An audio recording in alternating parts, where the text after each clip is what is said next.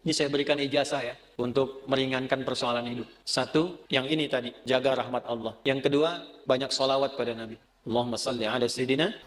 Banyak sholawat pada Nabi, itu orang yang sering sholawat pada Nabi, salah satu faedahnya, insya Allah dimudahkan urusan hidup. Sholawat, banyakin sholawat. Dengan rasa cinta, walaupun sekedar sholawat pun Allah berikan jawaban. Ini saya tanya nih, kita istighfar sendiri sama Allah, astagfirullahaladzim, dengan kita berwasilah menggunakan sholawat, kira-kira mana yang paling utama? Tapi jangan tebak-tebakan. Mana yang paling utama? Gini. Dua-duanya utama. Tapi kalau kita mau dilihat, mana yang paling berpotensi diterima, itu sholawat. Kenapa? Kalau kita istighfar langsung kepada Allah, ya Allah, ampuni dosa saya. Bagus. Langsung hubungan. Tapi Allah masih melihat ketulusan hati kita. Karena ada yang istighfarnya cuma di lisan, gak nyampe ke hatinya. Contohnya habis sholat tuh, banyak yang saya perhatikan seringkali istighfarnya di lisan aja.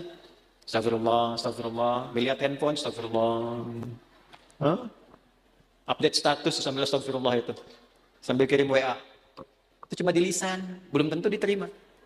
Tapi kalau Anda bersolawat pada Nabi, atas dasar cinta Allah kepada Nabi, walaupun Anda belum tulus sholawatnya baru keluar dari lisan, Allahumma sholli ala sayyidina Muhammad, tapi karena kalimat itu keluar menggunakan nama Nabi dan dengan cinta Allah kepada Nabi, dapat Anda 10 kebaikan. Apa dalilnya? Man shalla alayya salatan wahidatan sallallahu alaihi asyra sholawat. Siapa yang sholawat kepadaku, Nabi nggak sebutkan. Mau sholawatnya khusyuk, mau biasa-biasa, penting keluar kalimat sholawat, maka dibalas oleh Allah 10 kebaikan.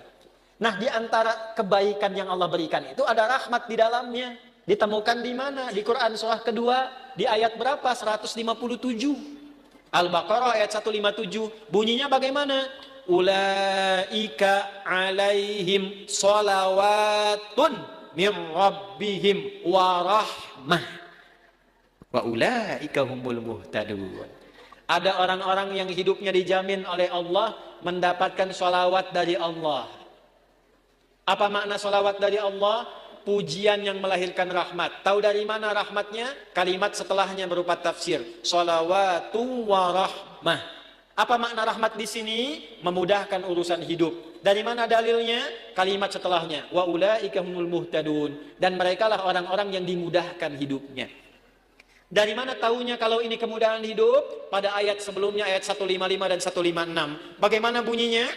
وَلَنَبْلُوَنَّكُمْ بِشَيْءٍ مِنَ الْخَوْفِ وَالْجُوعِ وَنَقْصٍ مِنَ الْأَمْوَالِ وَالْأَنْفُسِ وَالثَّمَرَاتِ وَبَشِّرِ الصَّابِرِينَ الَّذِينَ إِذَا أَصَابَتْهُمْ مُصِيبَةٌ قَالُوا إِنَّا لِلَّهِ وَإِنَّا إِلَيْهِ أُولَئِكَ عَلَيْهِمْ صَلَوَاتٌ مِّن رَّبِّهِمْ وَرَحْمَةٌ wa ulaika humul muhtadun. Duhai kalian yang hidup, aku akan uji dengan berbagai ujian supaya membuat hidup kalian berkualitas, kalian lebih baik lagi. Ujian itu satu bentuknya kekhawatiran. Sekarang pun ada yang khawatir kapan Ustadz selesai ngajarnya. Walju, karena saya mulai lapar. Wa naqsi minal amwal, ongkos sudah mulai berkurang. Wal anfus, ada yang sakit, ada yang meninggal. Wa thamarat, ada yang hasil kerja kerasnya dibawa orang. Wa basyiris sabirin, berbahagialah orang sabar. Bagaimana cara sabar? Alladzina idza asabatuhum musibah, yang kalau diuji dengan masalah ini, qalu, mereka meyakinkan pada hatinya, inna lillahi wa inna ilaihi raji'un. Ini ujian dari Allah supaya membuat saya berkualitas dan pasti Allah kasih solusinya.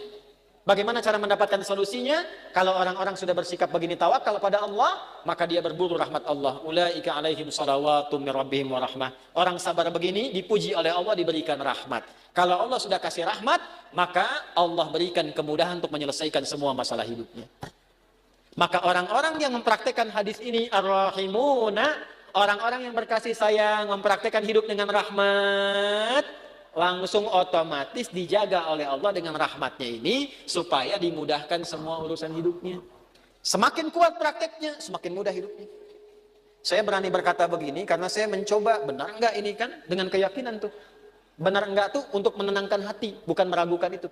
Seperti kata-kata Nabi Ibrahim, ya, di Al-Baqarah ayat 260. Wa idh qala Ibrahimu rabbi arini kaifa tuhyil mauta qala awalam tu'min qala bala walakin liyatma'inna qalbi. Ya Allah, tunjukkan padaku bagaimana cara engkau menghidupkan yang mati. Kata Allah, kamu belum yakin. Kata Nabi Ibrahim, saya yakin ya Allah, supaya hati saya tenang saja. Saya lihat orang-orang dulu, kok betapa mudah hidupnya. Kita praktekkan satu-satu. Melihat orang dengan kasih sayang. Mencoba untuk memaafkan, mencoba untuk berlapang dada, menempatkan pada tempatnya. Latihan aja, baru latihan itu dimudahkan, Pak. Baru latihan. Masih sedikit. Ini tidak beli. Ini tidak beli. Pak, ini pami kaca soca ya. Aya nu ngintun. Ku bapak diangge, eta biasa.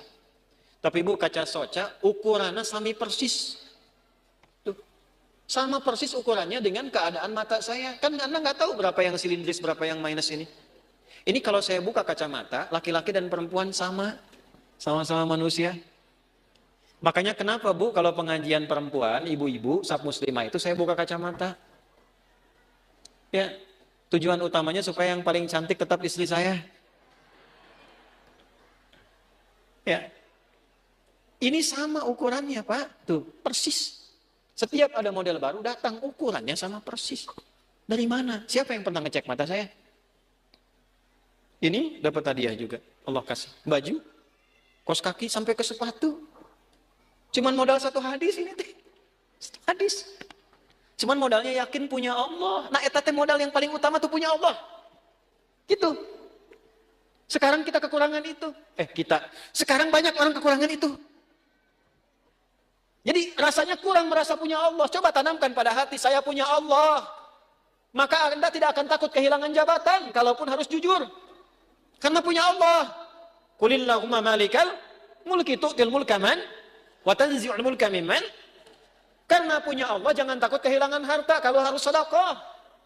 Karena punya siapa? Allah. Makanya dekati Allahnya. Ittaqillaha haitsuma kunta. Wa atbil hasanata as-sayyi'atal hasanata tamhuha. Ihfadillaha yahfad. Jaga Allah, Allah jaga kita. Jaga Allah itu maksudnya apa? Jaga diri kita tersambung dengan Allah. Dipakai hadisnya, pakai. Praktekkan dalam hidup. Saya bukan ingin menunjukkan ini berhasil, tidak, bukan itu. Kan bicara kalau mengalami itu enak gitu. Menceritakan pengalaman ulama itu enak yang sudah terjadi. Dulu orang begini dijaga oleh Allah. Imam Nawawi itu selama hidupnya 99% makannya diantarkan oleh ayahnya. Makannya cuma sekali malam ba'da isya. Apa yang dimakan? Kue kering dengan zaitun. Minumnya sebelum subuh. Setiap hari sampai meninggal. Karena beliau meninggal duluan, bapaknya baru meninggal 7 tahun setelah Imam Nawawi meninggal. Saking bapaknya ingin jaga anaknya terhubung dengan Allah, makanannya dijaga. 1%-nya kalau diundang, ada jamuan dipastikan dulu halal. Nggak mau makan sendiri, yang lain diajak makan sama-sama. Imam Nawawi itu. Makanya sampai sekarang berkah, kitabnya masih kita jaga dan kita kaji. Sampai sekarang. Karena apa? Menjaga hubungan dengan Allah. Ya. Nah itu yang kedua. Kalau kita benar jaga dengan Allah melalui rahmat Allah, praktekkan hadis ini, insya Allah hidup kita pun dijaga, dimudahkan oleh Allah sesuai dengan kadar maslahat dunia akhirat kita.